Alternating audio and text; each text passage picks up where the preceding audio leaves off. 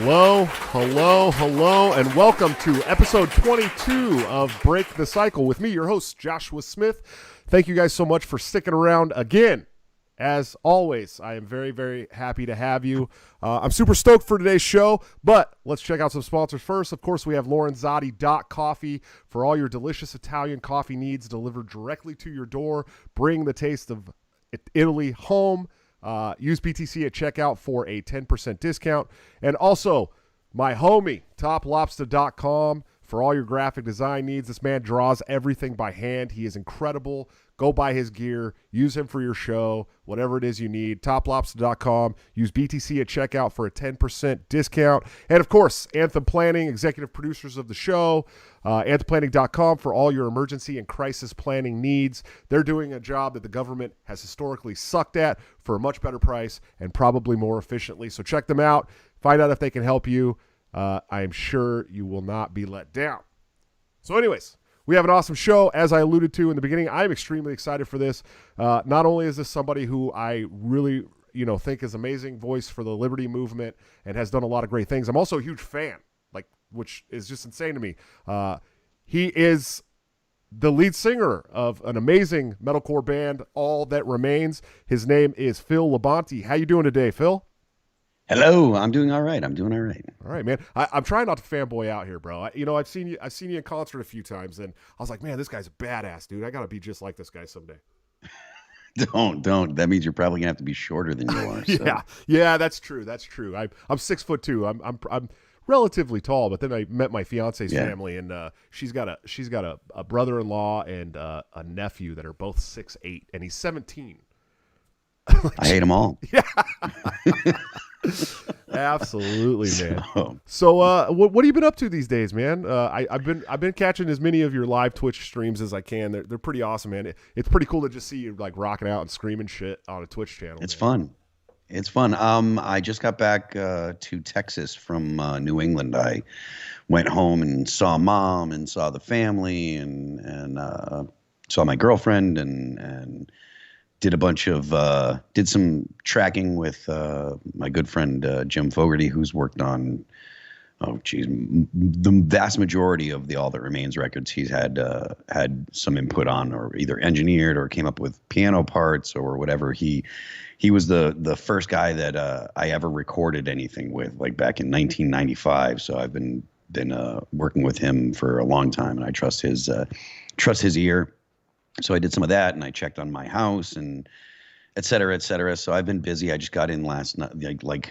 I rolled into town here at like 3 a.m. The last hour was getting a little hairy because I started in Roanoke, Virginia. I did Roanoke, Virginia to the San Antonio area in one day, and that's a heck of a drive. That is a hell of a drive, man. I mean, anywhere in Texas is a hell of a drive, really. Yeah, it's when I entered, I was on Route 10 coming from like the New Orleans area, and when you enter Texas, it tells you that El Paso is 895 miles away on the same highway, and it's like that's one state. It's like that's one state.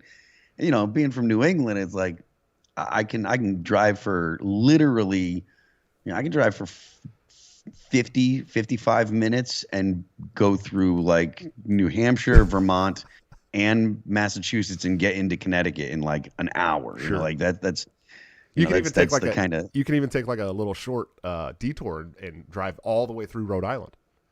Yeah, you can. I tell you what, Rhode Island, you'll miss it. You'll be driving and you will miss it. You'll be like, I'm in Boston.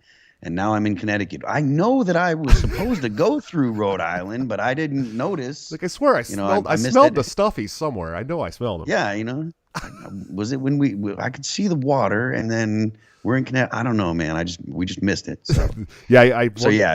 One time I drove from Pensacola, Florida to San Diego, man, and it was like there was a stretch where it was like 2 days had gone by, and I'm like, are we still in fucking Texas? Like, yes, you are. So what brought you to Texas, man? I honestly, after January 6th, after the rave that was happening at the Capitol, and John Brennan got on TV and said, "Yo, libertarians, the CIA is coming for you." I was like, I think I need to get away from the Northeast and from the consolidated power of the federal government. Yeah, you don't want to be anywhere. It seems most likely to me that states like either Florida or Texas, those governments are most likely to interpose themselves between their citizens and the federal government. So I thought that it was probably a good idea to be in a place that is a little less quick to lick the boot, I guess. Not that I expect, any government to not, do whatever they can to lick the boot of the federal government. But if there are states that are going to try to protect their citizens, they are likely not the New England states. So yeah, absolutely. I think it's a safe way to look at it. Well, you got what do you got? The NSA headquarters there. You got, all that shit's up there somewhere, So it's and worst case scenario, you're surrounded by just like evil. Massachusetts, Connecticut, New York, like New Hampshire, Vermont, and Maine are kind of like little islands of like somewhat. Like New Hampshire's pretty free, and there are people up there that are legit libertarians, but strategically they are surrounded by some of the most authoritarian governments that are in existence. And they've got Canada to the north. You've got New York, which is just probably one of the, if it's not the most terrifying government of the state governments, then it's the top 2 or 3. So I felt like, I felt a little bit unsafe in the New England area. Sure. So I decided that I needed to bring myself somewhere that was a little more friendly to my ideas, I thought. Well, it's unfortunate because they have the Free State Project there in New Hampshire, right? And then you guys actually had 3 libertarian state legislators until the last election cycle in 2020 or whatever. No, it was 2018. Because I actually knew Brandon Finney and Caleb Dwyer and some of these guys that were actually libertarians on your state legislator. And it was funny, I was talking to them. So like all the state legislators around the country get paid this pretty decent salary. And in New Hampshire, they're like, here's $12,000 for 2 years of service or whatever. Like, whoa, all right, cool. That there is something to be said for that, in that the I'm not sure that it should be very lucrative to be a politician. It shouldn't. So I think that as much as it's like, well, that's not a lot of money. It's like you shouldn't make a lot of money being a politician, in my opinion. So I feel for people that are put in the time and effort and not getting, not getting a lot of return. I understand that, but at the same time, it's like, well, if the pay's high, that you're not going to be attracting the quality people. Sure. Yeah. Anybody who wants Maxine Waters. Well, yeah. Well, and especially the federal government. We're talking like almost $200,000 a year for Congress people, and of course they're never going to want to lose that job. No, I hate them. The federal government's the worst entity in the country. There's no doubt. I hate it. Lately I'm so angry. I'm so incredibly angry because when Donald Trump was the president, he was a putz, and at least he was funny. And I don't feel like I feel like the left in the corporate left, the Democrat left, not like the real left, which I have my own, an entirely different set of problems with the sickle and hammer left. Sure. They're not better than the corporate Democrats. They're just terribly different, or different in they're terrible in a different way. But the corporate Democrats and the DNC and stuff. I feel like they're marginally worse than the Republicans, but I just have so many problems. I could just go on. If I start, I'm just going to go on and on and on and on, and it's going to stop making any sense. It's just going to sound like I'm ranting and raving. And so I'm going to try to allow you to keep me on a path that makes sense, because I'll just sit there and I'll complain and complain and complain. Hey, we like to complain on this show, Phil. I promise you. We are libertarians, aren't we? Yeah, absolutely. If we're not arguing, we need to be complaining. That's how it works, I think. Exactly. I mean, I can complain about libertarians too. I mean, I can talk about, anyway. Well, we talked a little bit about that before the show. Let's talk about that. You just recently became like a card-carrying member of the Libertarian Party. Unfortunately. Thank you. By the way, I sit on the Libertarian National Committee, so I'm contractually obligated to thank you for giving us your support. But I'm also from a wing of the party that started off very small, and the Mises Caucus started off very small. I mean, and the Mises Caucus, like I thought when I first found out what libertarianism was, like I thought the Mises Caucus was like it. I thought that was. I was like, okay, these guys, these are the dude like Ron Paul and Tom Woods, and I'm into it. Yeah, cool, and that's how I found out who Lysander Spooner was and Murray Rothbard and obviously Mises, and I read The Law by Bastiat, and I was like, yeah. And then I find out about the Libertarian Party, and I'm like, hold the fuck on here. What are you people talking about? Because this doesn't say, so. No, that's how anyway, it is. So go ahead. That's how it was. So a little rundown on me. In 2017. So I worked on Ron Paul's campaign in 2008, right? In fact, Ron Paul endorsed me last year for chair of the party, and I still lost, unfortunately. But yeah, I know. It really sucked to let that man down. But so in 2017, I saw Nick Sarwark talking shit about. At the time, I think it was Tom Woods. Then I saw him talking shit about Eric July. Then I saw him talking shit about Ron Paul and Dave Smith. And I'm going, no. This is not. We're not going to play this game. This is the Libertarian Party. If you're going to call yourself the Libertarian Party, you better damn well be libertarian, right? And you better be unapologetically libertarian. Yeah. Yeah. And so I ran for chair, and I called a bunch of big name libertarians that I knew first, and everyone was like, "You're crazy, man. I'm not running for that shit. It's unpaid." Nick is a very popular chair in the party. He's been he's running for his third term. I was like, I don't care. Someone's got to do it, And so I ran. And when I first initially ran for chair, the Mises Caucus was like 50 people in a Facebook group somewhere, right? And I'm going, hey guys, I need your support. I'm going to do this. I'm going to take this caucus on my back as like a target, and we're going to travel this country and whatever. So it was like a challenge. Well, I ended up going to 25 states. And what year was this? This was 2017. I was running for chair. Okay. The 2018 chair, and I didn't ever think it was going to be something huge, And I ended up keynoting the ballroom behind Ron Paul at the Omaha Roads to Freedom Convention in 2018, and it became this huge thing. And now the caucus is pretty much the biggest part of the party. And I don't want to toot my own horn or anything, but the party's moving in the right direction, right? Yeah. Yeah. But there are still these people. There are some people. There are some people. You have some issues with some people, Phil. Why don't you talk a little bit about these people, man? That's okay. You can do it. You mentioned Mr.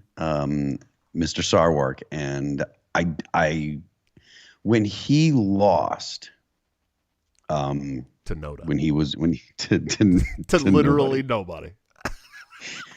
Reed, our friend Reed Coverdale, sure, he tweeted that we should not give him attention, and I think that Reed is right.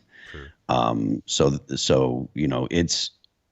it's a good thing that Nick is no longer in an official position with the Libertarian Party, and I think that that's about all that I have to say about it, because I think that Nick's. I think that Reed's right. Mr.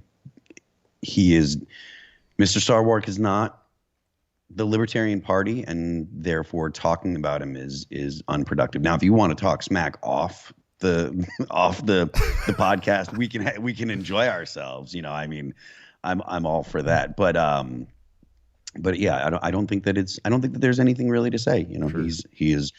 He does not have any official.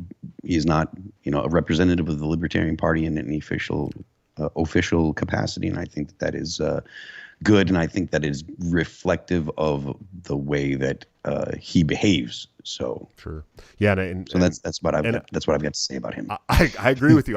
My number one selling Break the Cycle shirt says none of the above on it. So there was a reason that was made. So look, we don't got to talk about Nick, but we got to admit those ratios are just spicy and delicious and amazing to watch. I mean, when you're right. That's true. So you were actually in the Marines, right?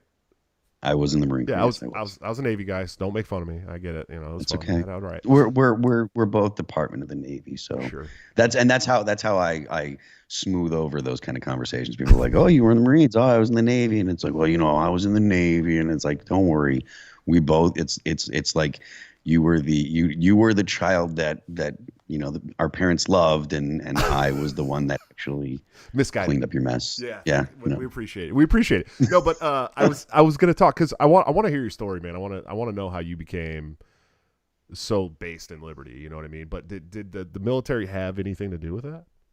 No, I was in the military, and I barely was in the military. Like people will mention that I joined the Marine Corps, and yes, I did. I finished boot camp. I got a medical discharge right after I got out of boot camp. I got to my school, and this was in 1994. So this is, before the war on terror, before many Phil, people. I was 10, man, 11.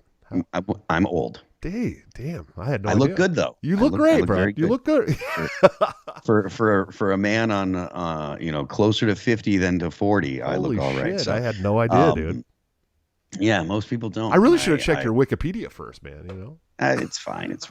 But it was that, so I didn't do anything, like I didn't do anything. There's a lot of people that joined and especially after 9/11 and a lot of people that really believed that they were joining the military because they wanted to do something to serve the country. And there's a lot of people that paid a large price, that lost limbs and lost family members, and there's a lot of people who had their families torn apart, and all of the terrible things that go along with war have happened to other people, and I am fortunate that it didn't happen to me. So I'll talk about the fact that I joined, but that's it.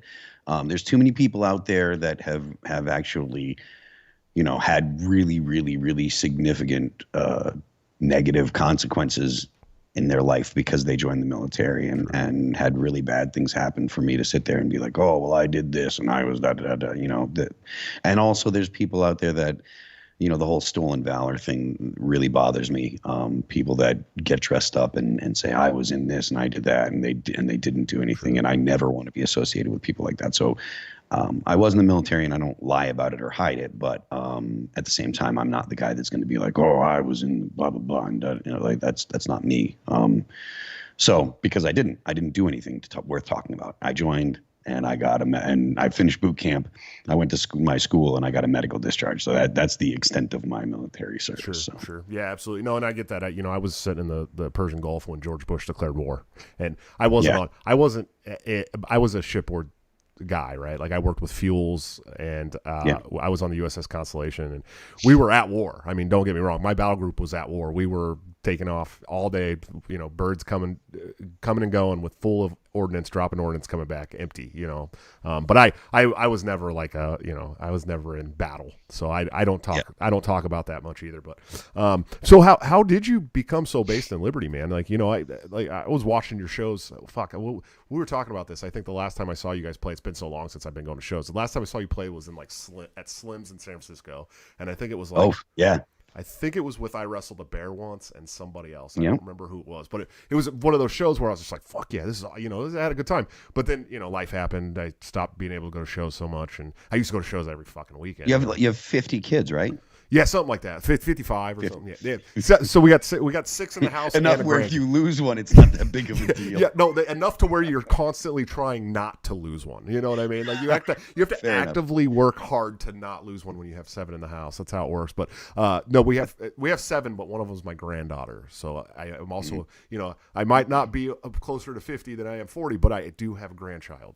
So I don't even have any kids, which is probably why I look so young. Sure. Well, and to tour as long as you have and not have any kids, bro, that's pretty good, man. Condoms work. I don't care what anyone says. Oh, dude, Condoms you're taking a stab at me right now, man. Well, I kind of assume that, like, when you've got 7, I assume that they're planned. No, Like, they're not all mine either. The 2 of them are my fiance's before I met her. okay. One of them is mine, and then the other one is ours that we just had New Year's Eve, and then 2 of them are my 16-year-old daughter's siblings that we were able to get custody of that aren't ours biologically, and then my granddaughter who my daughter had in March. So it's a full house, man. It's great. It's a good time though. There's never a lack of interesting things going on in our home. I'm sure of it.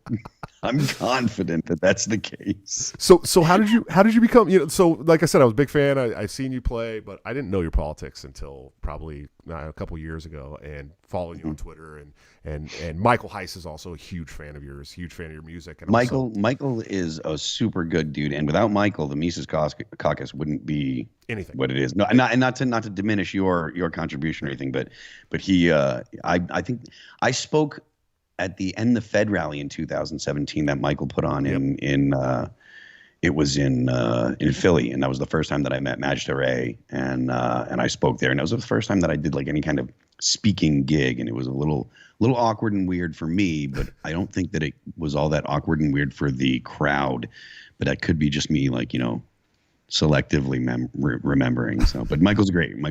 So. Sure. So how did you find liberty, man? How did you become this libertarian voice? So, I get my political journey, I guess, started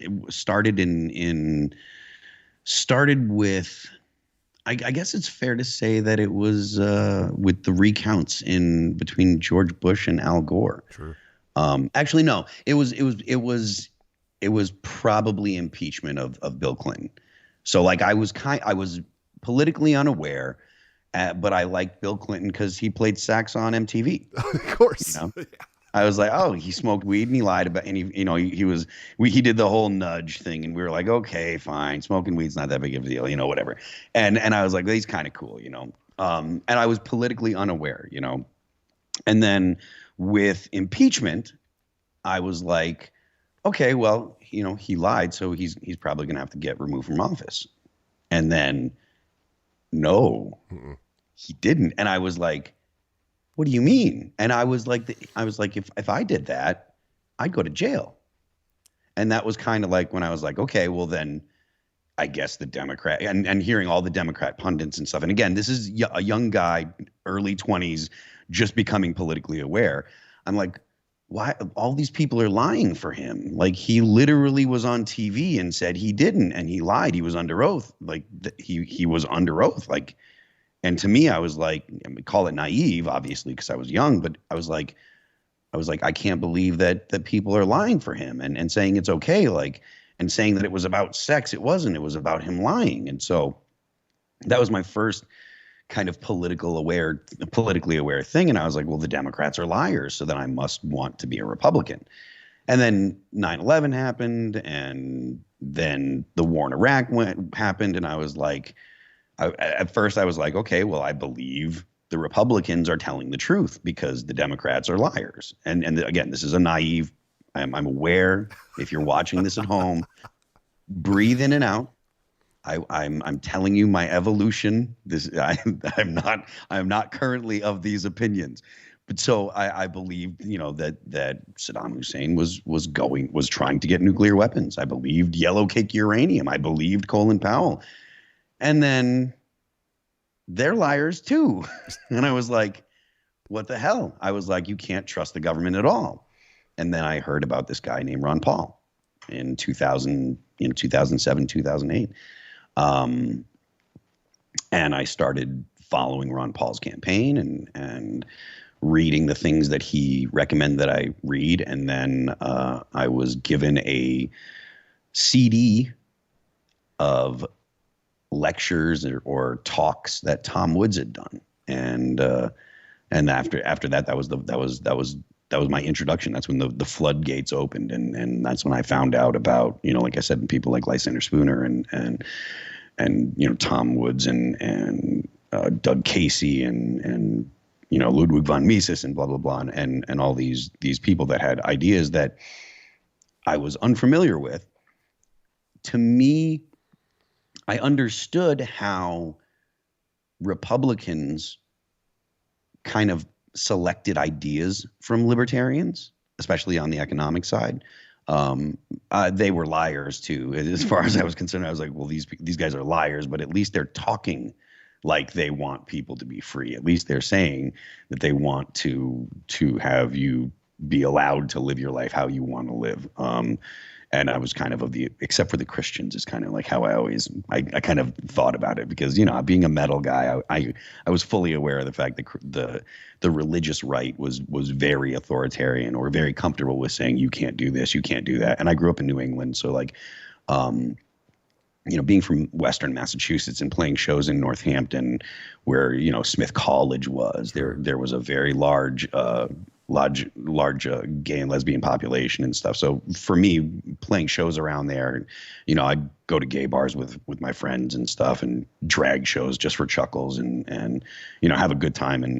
And it was never a thing. So I was like, well, the religious right is really more of a Southern thing and blah, blah, blah.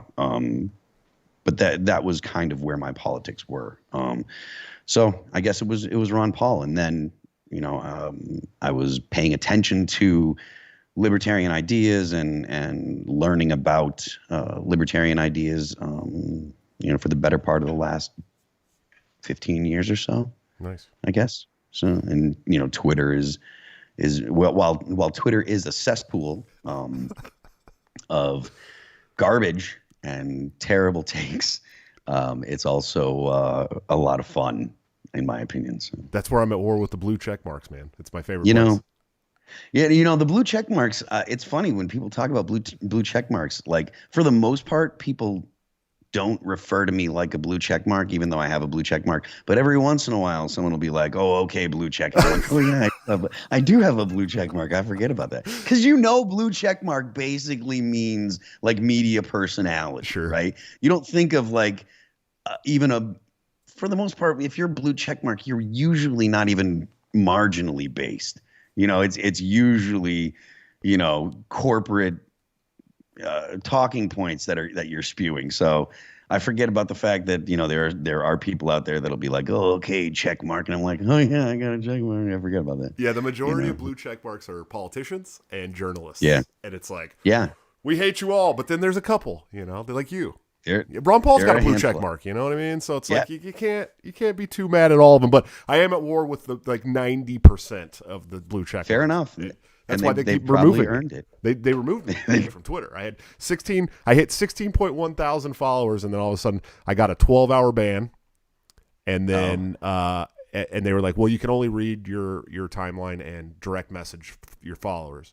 And so I was like, sent like 2 direct messages, and then I went to log back in, and it wouldn't let me log in anymore at all. Really? And so, but are you think you're gone for good? I don't know. It's still showing me the countdown, but it won't let me log into my timeline. So I'm like, I started like an alternate account, and I already got like 600 followers or something. But I was like, dude, if they waited till I got to 16,000 followers to remove me from Twitter, I'd be so pissed. You know what I mean? Like, what did you do? What did you say? So I don't remember which congressman it was. One of the congressmen was talking about. It's always a congressman or a senator or something. But it was a congressman talking about the vaccine passports and how if the specific post was per FBI. If you forge one of these, with the government seals or whatever, you can get in all this trouble. And I said, per me, we should bring back tar and feathering to remind tyrants who they work for. And within an hour, I was gone. And I don't know why that's bad. Yeah. I'm unclear as to. I mean, I suppose tar and feathering, the tar is hot, sure, right? Like, and so I suppose it could be looked at as something as more than just embarrassment. Well, there was like 50 people under me that were like, make politicians birds again, right? Like, that's the thing.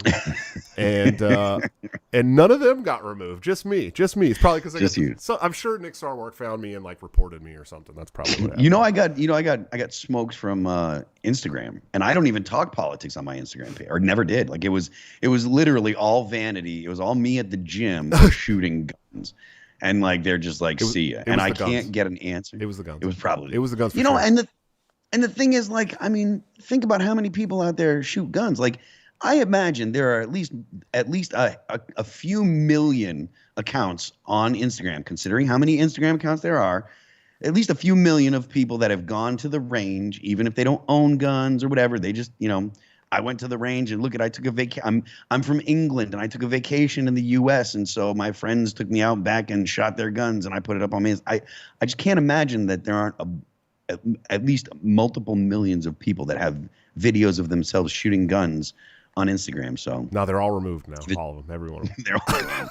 Well, I got removed from Facebook back in October, and when they killed my Facebook, they killed my Instagram too. So it was like I removed myself from Facebook, and then I told people they should get rid of their Facebook page. So that might have something to do with it too, though. It could have been because they're linked and owned. Zuck owns both of them now, it was two weeks before the presidential election, and of course I was standing for Joe because I'm on the national committee. It's contractually obligated, right? Sure. And plus, I believed in Joe. I thought Joe was better than the other two candidates, in my opinion. I kind of feel like that's probably true. Yeah, I mean, as far as my principles go, Yeah, if you're gonna vote principles, yeah. I mean, there is an argument to be made to vote for all of them. To be honest with you, sure. I can come up with an argument for Donald Trump just because it's hilarious. Like, that's good enough. The triggering. Yeah, dude. Because I want to believe that light in your veins cures COVID. That's good enough reason to vote for Donald Trump, in my opinion. Voting for Joe Biden, look at him. Look at Joe Biden. It's hilarious. That's also fun. It's also funny. It is. You could be an accelerationist and be like, I want to see that happen. So that makes sense. And then, Joe Jorgensen is a pretty good libertarian account, or candidate. She was, definitely more milquetoast than I was hoping for. But it was a step in the right direction. Not everyone can be Michael Malice. Yeah, exactly. It should be Dave Smith, Michael Malice ticket 2024. I think that would be the one. I would love. I want that to be the ticket so badly. Michael Malice would never do it. We're all going to have to settle with giving him the Libertarian Party social media. That's what we're going to have to settle with. Please. I tell you what, if I ever won like the Powerball and I had fuck you money, I would pay the Libertarian Party to give it to Michael Malice. More money than they've ever seen. Well, you'd have to do it through a PAC. Unfortunately, we can only take $33,542 from each individual. So.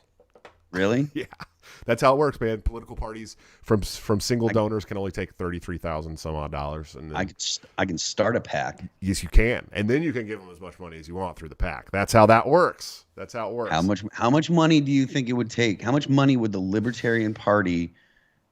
How much money would a PAC have to provide the Libertarian Party to give Michael Malice the keys to the Twitter account? Well, so here's the thing. This podcast is about to get really sad. We've been running on about $1.5 to $1.8 million a year for about the last 5 years.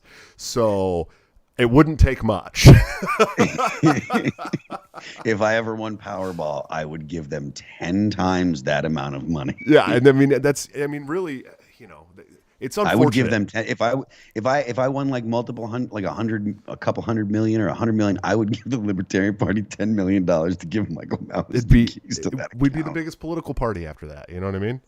It would be. It would be the best. It's funny because here's the thing. So the chair, the way the party works, and per the bylaws, the chair has full control over the social media accounts. So that was one of the strongest reasons I was running for chair, is because I was like, I'm going to get these social media accounts away from this blue-pilled people that keep, like, you know what I mean? And it didn't happen, unfortunately, but now, we got Angela McArdle, and hopefully she gets chair, and she's just as badass as I am, if not more badass. So she is pretty great. Yeah. Like, I heard her on, I forget whose podcast. Oh, it was with Pete. Sure, yeah. she was just, I mean, she's the kind of libertarian that will take heads, and I love it. I want a bloodthirsty libertarian. Like, I want someone that's not afraid to like talk about the Libertarian Wood Chipper Caucus. Yes. Okay. Like, hey, you've heard my intro song, right? It's literally called Wood Chipper. Is it really? Yeah. I feel like maybe I just skip forward through it, because I've definitely listened to your show. Obviously, I listened to the one we did with Reed, and I listen to your show all the time. So but for some reason I feel like I haven't heard it. You probably just didn't catch the lyrics, but it literally starts out with Wood Chipper Go Burr. That's like how the song starts out. And the whole thing's about like dropping pedophiles from airplanes and like seeing if they could fly. And so, yeah, I'm definitely, no one has asked me to be a member of the Wood Chipper Caucus yet, but I would hope that at this point. You follow the Wood Chipper Caucus on Twitter? Yes, absolutely. Okay. And I would hope that at this point that I am an honorary member of the Wood Chipper Caucus. I love them. I love it. I absolutely love it.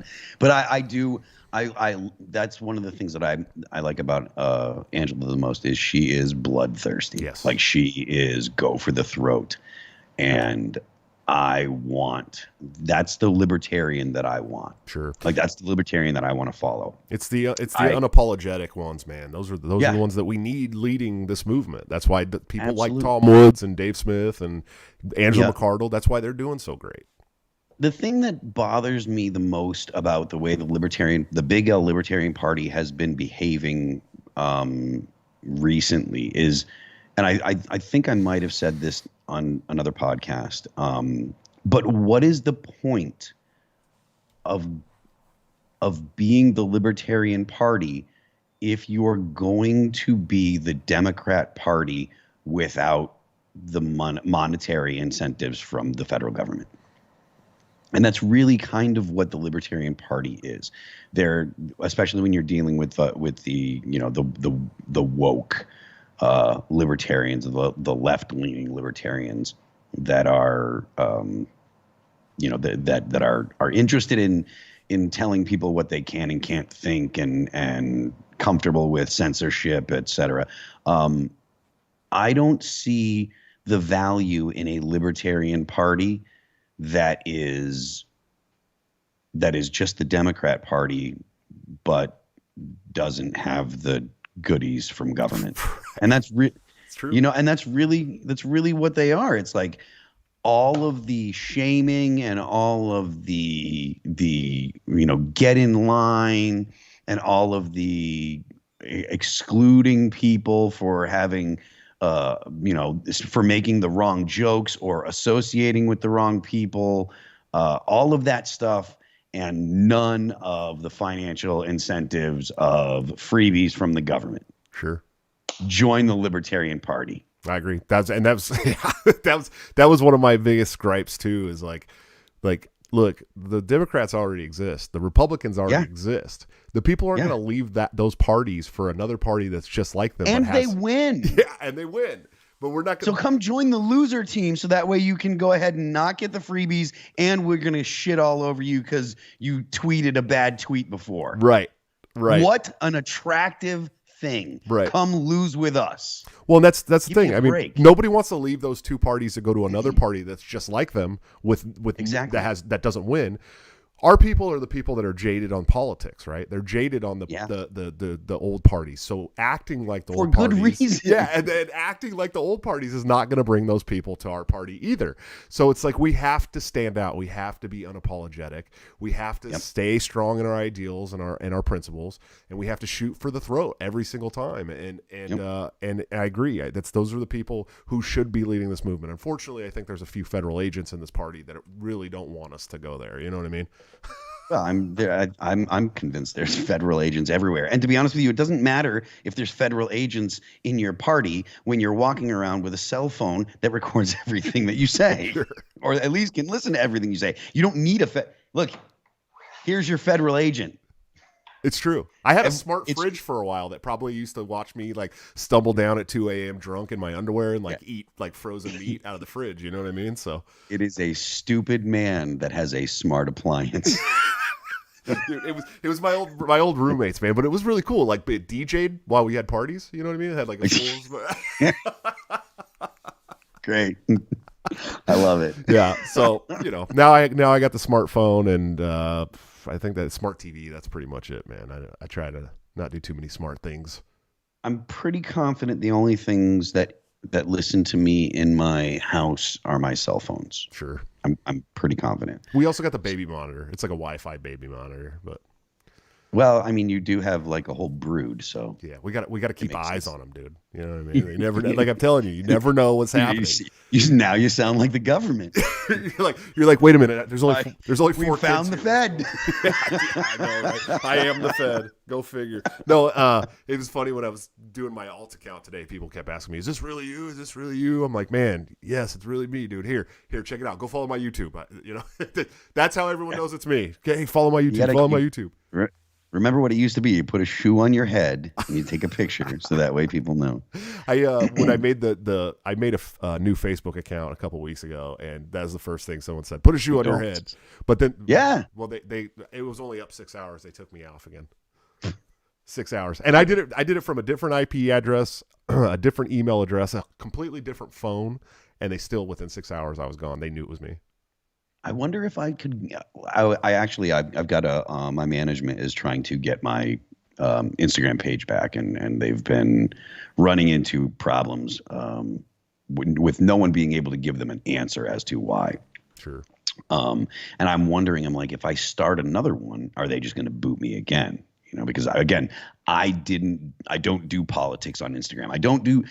I do politics on Twitter, and I'll go on podcasts and stuff, but I don't want people to think that the only thing that I do or am is, a politics guy or like, that's why I don't have, like, in my Twitch stream, I don't talk politics in my Twitch stream. It's like, we'll talk about stuff, or I'll mention it, but it's not like, you're not going to come to my Twitch stream and get politics all the time. If it comes up in conversation, cool, whatever. Because I do engage with the chat and stuff. There's a lot of streamers, I guess, that don't engage with the chat very much, which blows my mind. Stupid, I don't see the point. But I do, and so if something comes up, I'll talk about it, and that's fine. But I don't want people to think that, like, the only thing going on is, like, he's a politics guy. That's not. I mean, because there's so many other things that I'm interested in and do and stuff. So sure. Well, and like we can talk about that because I knew you for a decade as the music guy. You know what I mean? And yeah. I didn't find out you were a politics guy till a couple of years ago. But I don't even know if it's been 2 years. So. Oh, okay. Right. So I was doing some reading online. Checking you out. I don't know if you know this, but there's some rumors out there that you guys All That Remains may have a new album coming out eventually at some point someday. There will be a new All That Remains record. Yes, this year is the 15-year anniversary of the release of The Fall of Ideals, and I mean, who'd have fucking thought that? 15 years, yeah. Who'd have thought that I would have this career for 20 years? Believe me, when I started, I did not have any intention of, like, having a career in music. I played metal and underground metal, stuff that was, it was not going to be popular. Like, I mean, obviously I got my start. The internet existed, but it didn't exist the way that it does today. Like, I think that when you look back, like in 100 years or whatever, 200 years or whatever, and people look back, they're going to say that the internet started, it may have been created in the 70s and 80s and got started with computers in the 90s, but it really didn't become a thing until everybody had a phone in their pocket that connected to the internet. So really, when smartphones came out, that's really when the internet that we know it was kind of formed, I think, or kind of created. Before that, it was AIM chat rooms and stuff, man. That was yeah. I mean, you're right, and it was, it was. You could go on the internet, and it was not a ubiquitous part of life. It was, you'd go on the internet, but then when you got up and left your computer, the internet stayed there. Yeah. So, like, the way nowadays, if you put something on the internet, it's it's with you all the time. You know, it's like you can put your phone down and go outside and stuff, and you can leave the internet that way, but most people don't. You know what I mean? So it's become something that's a part of life consistently, and that's because of mobile phones and you know, cell phones and or more accurately, probably mobile computers. So when we got started, if you wanted to find underground stuff, you had to go and like look for it. Nowadays, like if you want to listen to heavy music, you just Google it. You know, like if I wanted to listen to underground metal bands, I had to go to like when I was a kid in the early 90s, and late 80s, I had to physically go to a store and look at the CDs and decide if I wanted to buy a CD by the cover. You know, the cover art. If it looked like a cool record, that I would go and I would buy it because it looked cool. So for me, I didn't think that being a musician full time was in the cards, because I listened to stuff that was too heavy. The bands that I liked, they would go on tour, but then when they went home, they worked their normal jobs. You know, I mean, I remember when in the 90s, like Grave came over from Sweden, and there was 30 people at Katina's in Hadley, Massachusetts watching this band. And I couldn't believe that it wasn't sold out, because this was, to me, the best band in the world. You know, like these guys were my favorite band. I loved Soulless had just come out, and I was a huge fan. And, you know, it's like there was, again, 30, 40 people at this show. And I'm just like, this is ridiculous. But that was also how I kind of thought, you know, realized, okay, you're not going to be a professional musician because the stuff that you like is not going to pay the bills. You're going to play in a band and play this music because you love it, and then you're going to have to go and do something else, do your regular job. And somehow, thank God, I was wrong, and I've been doing this for 20 years. So, you know, to think that The Fall of Ideals has been out for 15 years, and the record that put us on the map has you know, actually touched literally more than one generation of kids. You know, it's like there are kids today that are teenagers that are playing Six on Rock Band or Rocksmith or whatever still, yeah. You know, and you know, it blows my mind to think that people that got into All That Remains in 2006, you know, that were, you know, 15 or whatever, you know, they're closing in on 30, and there are still 15-year-olds that are getting into All That Remains because they heard, you know, they play Six on a video game. So it's mind-blowing that we've been able to do this for so long, and I'm super grateful and thankful, because it's been one hell of a ride, and I think working a regular job sounds really stupid. Yeah. Well, This Darkened Heart stuck me, man. I mean, that sick. Yeah, I mean, awesome. Prior to that, and then there was an entire summer where The Fall of Ideals did not come out of the CD player in the car. I mean, it was like just over and over and over. And yes, it was. I believe it was a CD. I'm almost positive it was a CD. Awesome. I was singing a band called Alleged Alibi because I wanted to be a metalcore star too, you know, and our drummer Russ had like a badass STI, right? And he had like 2 12s in the trunk, and you know, it was all loud and shit. We were in Santa Rosa. The band was out of Santa Rosa, California, and we played at like the Phoenix Theater in Petaluma all the time and shit. And we just, everywhere we go, just that album over and over and over again. But I was stuck. This Darkened Heart for sure. I mean, that was the one. But you grew up in the New England metal scene. I mean, and when it was like booming and hardcore too. And hardcore is my roots. I mean, that's where I really, you know, I even wore the Bob Murphy hardcore cross up Chaos Theory shirt tonight. What were some bands that influenced you, man, coming up? I was into metal. I mean, I was coming out of like the New England scene. People assumed that there was like a ton of hardcore bands and metal bands that were playing together and stuff. And there were some, but you know, in the early 90s, when I was really getting my opinions, musical taste kind of shaped, it was all metal bands. True. Like I said, Grave, I was big into Entombed, Cannibal Corpse, Carcass was really huge for me. And before that, it was like Metallica, thrash band. So Metallica, Megadeth, stuff like that, Iron Maiden, Judas Priest, and so like Maiden and Judas Priest were kind of the bands that got me into metal in the late 80s, and then Metallica, and then after once I got into thrash, like Metallica and Megadeth, then it was just like looking for the heaviest stuff that I could get. So it was Carcass, Cannibal Corpse, Entombed, Grave, and by the time like nu metal came, I was already a metal snob. So like Korn came out and I was like, well, that's cool, but it's not really that heavy.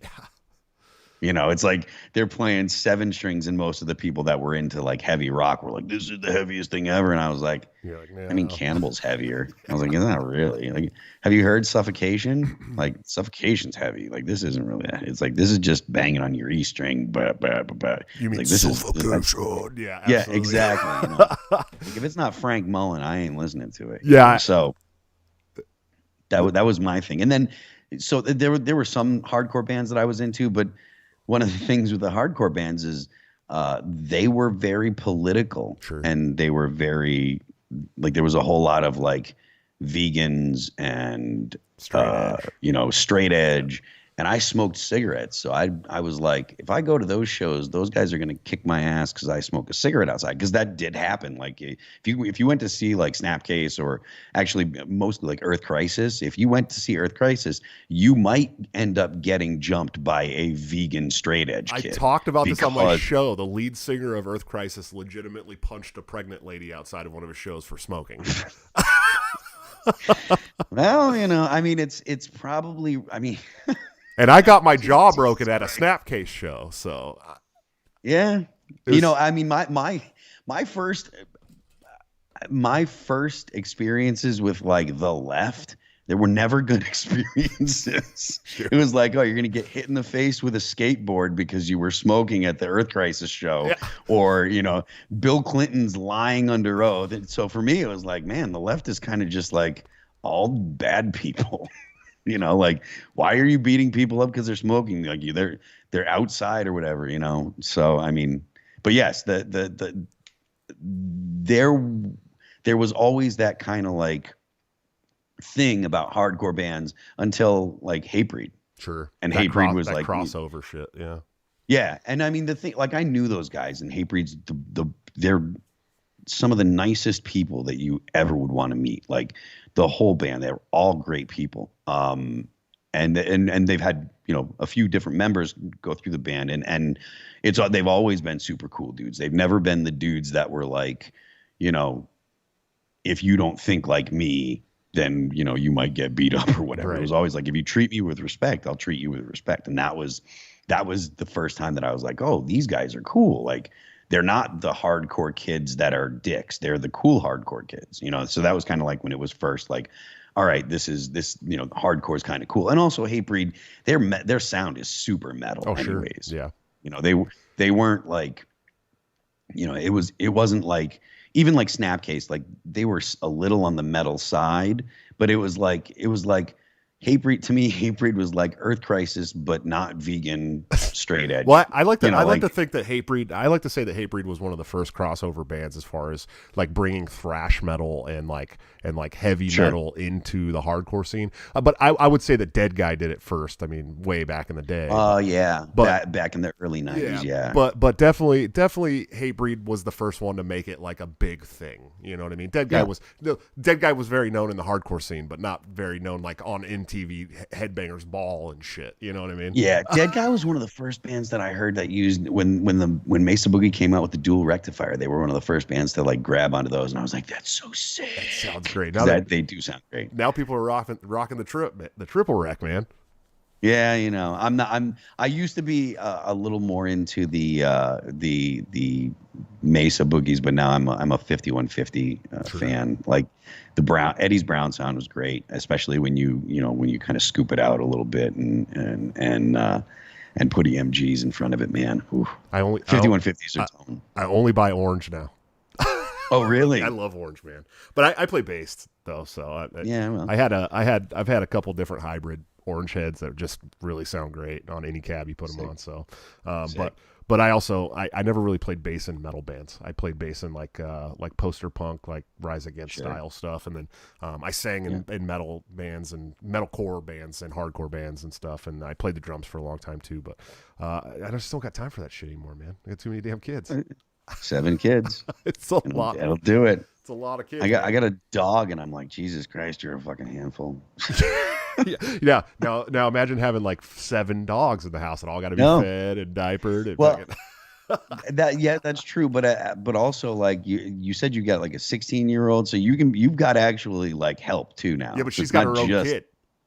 Well, that's but she's only got one, right? Yeah. So there's, and so she can take care of herself and her kids. So then you've got, you can have her kind of do that over there. I mean, you can start fucking doling out, jobs and stuff. She's extremely helpful especially with her brother and sister that weren't ours, because she was already kind of playing mommy and stuff. So, so when can we expect the next All That Remains album, man?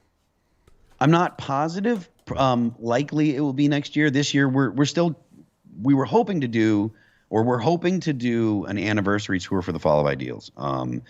We'll see what happens because of COVID. We were going to release a new record last year, but we kind of were like, what's the point of doing one if we can't tour and promote it? Sure. So we were just like, you know what, we're fortunate enough to be in a position where, it's not like, oh, we have to get on tour or else we can't pay our bills. Sure. And we have to, we have to get this out and blah, blah, blah. We're not under those kind of pressures, thankfully. So, we have the luxury to be like, we can wait a little bit. And so we'll put a new record out next year. We want to do some stuff to celebrate the Fall of Ideals, because that really was the record that kind of broke us out and put us on the map. So we really want to, celebrate that. And so it'll be next year sometime, not positive when. But again, I said this last year that it would be this year, but it really depends on, when we're allowed to go and do things like set up a whole tour. Well, you guys should just tour the states that will let you tour, man. That sounds like do like 6 stops in Florida, like 8 stops in Texas, a couple stops in Iowa. Up here, we're pretty open, and then South Dakota. Sounds like a great idea. You just can't make it work logistically. You can't really get that. You can't make it work. Is the problem? Also, like, I mean, I'm not sure what it's like. What kind of turnout there's going to be, like, what I mean is, like, I don't know how comfortable people are going to be with going to a show with a bunch of people. I assume that it's going to be different depending on the state that you're in. I assume shows in here in Texas and shows in Florida will probably be better than shows in New York, because the people haven't been they haven't been so beaten up as people in California and New York. Like, you can hear the way the effect that the lockdowns have had on people in California and New York. There's people that surprise me a lot in how much they're like, oh, we can't do that and you can't do this, and how scared they sound. And it seems, and this could be just my impression, but it seems to me like the fear is really reflective of the state that people are in. Sure. Like, people in Florida don't sound like they're afraid of things. Mm-hmm. People in Texas don't sound like they're afraid of stuff. And people in New York State and California, they sound like they're afraid. And I mean, again, this could just be my impression. I'm sure that there are people in New York that are going to hear this and be like, man, I ain't scared of nothing. And fair enough. I mean, I get it. The upstaters. Yeah, exactly. Right.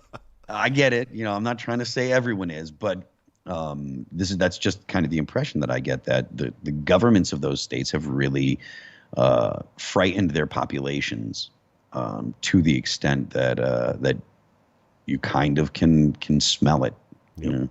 It's a very unfortunate time we're living in, and even more so unfortunate for great bands like your band, man. It sucks because everyone's, especially the younger kids that are like in their teens that should be going to these shows. Yeah. They don't get the opportunity to go to these shows, man. And you know, as a guy who went to shows growing up, I know as a guy who went to hundreds of shows growing up, they're missing out, man. They're missing out on a very, very important time of their life, and it's really sad. And and for a whole goddamn year, a fucking whole year, like it's almost May.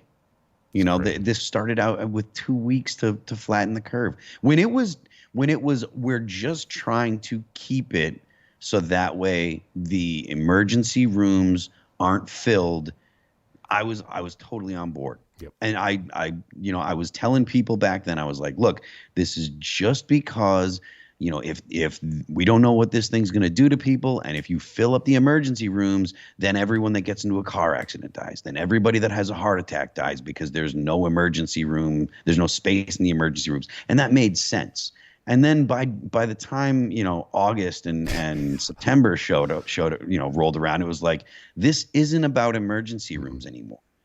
And there are still people in the government that are saying things, and if they're not in the government, they're spokespeople for government policy that are saying things like that woman on CNN that says, oh, now's our chance because people are going to start, people are going to start going out and living their lives, and we're not going to be able to scare them anymore. I'm paraphrasing, but I don't know what her name was, but she was, but that just goes to show the mentality that once the government has some kind of power and can convince people that the government is in the right to do something, that's it. They're not going to let it go without a fight.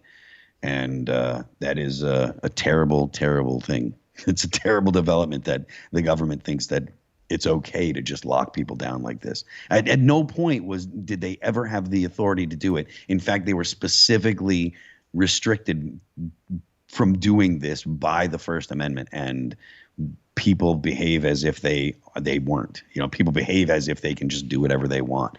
And that's why I want bloodthirsty libertarians. I want libertarians that think that heads on pikes is good, like figuratively, obviously, but I want libertarians that will go after people that are authoritarians. I want libertarians that will take the fight to the government and say, and really, really put them in their place and aren't afraid to remind them that, the government is supposed to be limited. And I wish that there were more people in America that remembered that.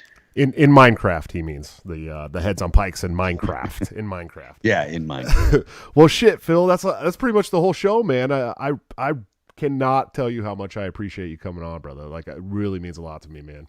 I unblocked Top Lobster, by the way. Oh yeah. He told me to tell you he's never gonna forgive you ever. No, but he actually drove. Really? Because I'll find him and block him again. I don't care. No, he drew the thumbnail for your show today, man. I mean, he's a big fan. He really. I also did not pick up on the sarcasm on that thread, by the way, where he was He's like, have you ever heard of Lysander Spooner? You're like, no, I've never fucking heard of Lysander Spooner. But that's how you were saying it while you were typing it. But to us, we were like, oh, let us tell you about Lysander Spooner. And then, I'm like, oh God. And there's some people on, and Liberty Twitter is almost as infuriating as authoritarian government Twitter. There's a couple people out there that are like, they love to sit there and talk about, like, call people bootlicker and stuff like that. And I'm like, you're tweeting from an anonymous account and you're calling people bootlicker. And I'm like, if you were as tough as you say you are, you would be out there getting into gunfights with the cops every day. Right. But I know you're not, because I don't hear of a lot of cops resigning for fear of this guy that's been killing cops. You lying ass bitch. This dude with 12 followers on Twitter. Yeah. Yeah, exactly. Right. Like, oh, there's a guy called Neocon Remover, and I'm like, I'll buy it when your when your AVI is Bill Crystal's severed head. But until then, Neocon might do you that. haven't Man. removed anything. You haven't removed anything. You've removed nothing. Go remove something, tough guy. I had Neocon Remover on the show a couple weeks ago. By the way, he's actually pretty cool. He knows he's a troll, and he's pretty funny. He actually made this shirt, so. Nice. but yeah, man. I get it. I know there's a lot of people out there like that. I'm not going to go out and get in gunfights with the police and shit, but I try to work through the political system because I think that's the one vehicle I can have been decent enough at. I've brought a lot of people to the movement and the ideals of liberty, which is kind of that's my space. That's my wheelhouse. That's what I do. So. Yeah. I feel, that's kind of where I'm at. It's like, I know for a fact that there are more people that have sympathies towards libertarian ideas because of me than would be if I did not talk about liberty and write songs about liberty and I've been talking about liberty and writing libertarian ideas, style songs and stuff for the better part of 2 decades now. And so like to think that I've been able to influence people and possibly move people away from Republican or Democrat and move them towards real liberty and show them that there are other ways to understand politics than what Fox News and CNN tell you. That's something that I'm really fortunate to be able to do. So, yeah, I agree, man. I agree. Hey, Phil, where the hell can the people find you at, man? I'm Phil That Remains everywhere on Twitter. If you want to support me, you can support me on Patreon. It's patreon.com/Phil That Remains. There is exclusive stuff that only goes on the Patreon. I make videos for my patrons. I do a bunch of stuff. We do hangouts and stuff like that. So it's you can get access to that by going to patreon.com/Phil That Remains. I stream Monday, Tuesday, Thursday, Friday on Twitch. That's twitch.tv/Phil That Remains. I talk smack and have bad takes on Twitter. It's twitter.com/Phil That Remains. I used to be on Instagram. Then Zuckerberg showed me that he was a prick. But I do have the All That Remains Twitter Instagram account that I read messages and stuff. So if you're looking to get in touch with me there, you can find me at Twitter, Instagram.com/All That Remains. The band is All That Remains, allthatremainsonline.com.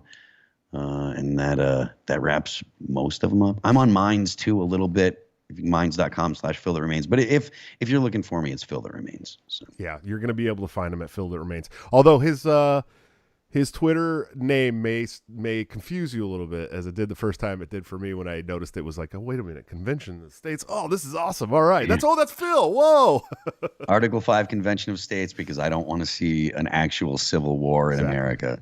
Exactly. Well, brother, I appreciate you coming on Break the Cycle. Definitely. Hey, man, when they let you start touring again, okay, you let me know. Yes. Because if I live in Iowa, right, Des Moines, so I can go to Minneapolis, Kansas City, Omaha, Nebraska. I've got friends at Brownells. Oh, nice. That are in your neck of the woods up there in Iowa. It's a cool place, man. I like you. I got out of California 5 minutes before they instituted the 24-hour lockdown. I was on a plane and I flew to Iowa and came to quarantine with my girlfriend for 2 weeks. And my 2 weeks to flatten the quarantine turned into a year and a half to have a ton of children. So, well, it's better than being locked in California. It's a smart move. So I agree, brother. Hey, man. Well, thanks again for coming on. Definitely, down the line, maybe we can have you on again. And I appreciate all your hard work. Cheers, man. Cheers, brother. All right, guys. Another awesome show. Phil is the man. Definitely go follow him. Check him out. Check out his Twitch streams. He does cool stuff. He will sing for you on his Twitch streams, which is super, super awesome. And check out his Patreon. I think one of his Patreon tiers said that he would they did like a game night or something, which was kind of cool. But I know he does hangouts, which is really neat. So you get to just hang out with the guy and talk to him. But definitely check him out. Also check out our sponsors at lorenzotti.coffee for all your delicious Italian coffee needs, delivered directly to your door. Bring the taste of Italy home. Of course, toplobster.com. Not really an asshole, I promise. He's a cool guy, but he may, every once in a while mistake something you say online, and just don't block him. He's a good dude. Also, anthemplanning.com for all your emergency and crisis planning needs. These people are amazing. Amy Lepore is one of the smartest people I've ever talked to in my life. Go and check them out, see if they can help out your business. What's coming up on Tuesday? We're going to have the Michael Bolden show, the reschedule. If you guys tried to watch last weekend when I was in Missouri for the Missouri State Convention, and apparently the hotel there had some kind of firewall that wouldn't let us live stream, although they had great Wi-Fi. So we will get that makeup show on Tuesday after this weekend. Please check it out. If you guys could, check out my Patreon. It's patreon.com/BreakTheCycleJS. If you hate Patreon like many do because they eat all the good creators, you can check out subscribestar.com/BreakTheCycleJS. And now officially we have the join link open on the YouTube, so you can hit join and become a member of the YouTube channel. There's some cool little perks on there. You guys will get some special badges. I'm still working on them. I think they're all set as Hopper right now just to mess with some of the losers.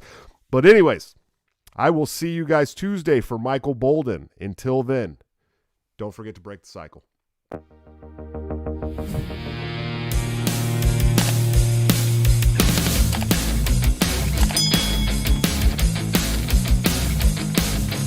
Due to legal reasons, I just have to explain. The lyrics of my last song may seem to contain a violent call to action in the verse and refrain, but I just meant it in Minecraft. The helicopter part was in reference to GTA 5 and the things you do. So any violence you commit, I am not an excuse, because I just meant it in Minecraft.